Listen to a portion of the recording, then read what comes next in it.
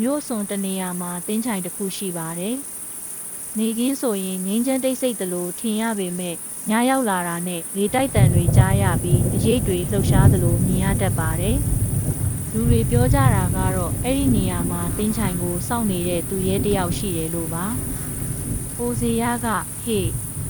ဒီနေရာပဲနော်။ည7နာရီဆိုသူရဲဘော်တက်တယ်လို့ပြောကြတာမောင်ထက်မင်းကလည်းယုံနေတာလား။လူတွေအလွန်အမင်းပြောကြတာပဲဖြစ်နိုင်တယ်။နင်းအမှန်လားမမှန်လားသိချင်ရင်ဒီညစောင့်ကြည့်ကြမယ်။သူတို့3ယောက်ဟာစိတ်ဝင်စားမှုနဲ့လာရောက်ခဲ့ကြတာပါ။တင်းချိုင်လဲမှာလာတော့ပအောက်ကပုံမြင့်ဟောင်းတွေပေါ်တွင်နေပါတယ်။လေကတဖြည်းဖြည်းပြင်းထန်လာပါတယ်။မောင်ထက်မင်းတို့ကြားလား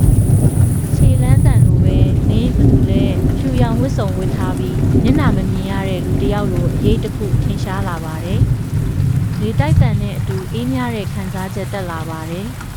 ။ဒီနေရာကိုဘာလို့လာခဲ့တာလဲကျွန်တော်တို့စမ်းကြည့်ခြင်းလို့ပါသူရဲရှိမရှိသိခြင်းလို့ဒီနေရာကလူသေးတွေအနားယူနေတဲ့နေရာမလေးစားပဲဝင်လာရင်အပြစ်ရှိမယ်သူရဲရဲ့အတန်မှာဒေါသမရှိပါဘူးတတိပေးသလိုပဲကြားရပါတယ်ကျွန်တော်တို့မလေးစားမိဘူးဆိုရင်တောင်းပန်ပါတယ်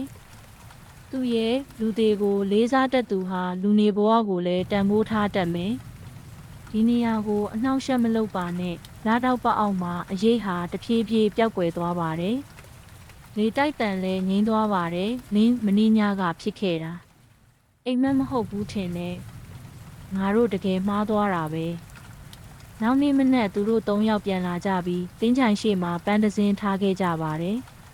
ခေါင်းကုန်ပြီးတိတ်တဆိတ်လေးစားခဲ့ကြပါတယ်မောင်ထက်ဒီနေရာကိုထပ်ပြီးမလန့်မကူတော့ဘူးအဲ့ဒီညကစပြီးသူတို့ဟာလူသေးကိုလေးစားရမယ်ဆိုတဲ့အချက်ကိုနားလည်သွားခဲ့ကြပါတယ်တင်းချိုင်ဆောင်သူရဲဟာကြောက်စရာမဟုတ်ပါဘူး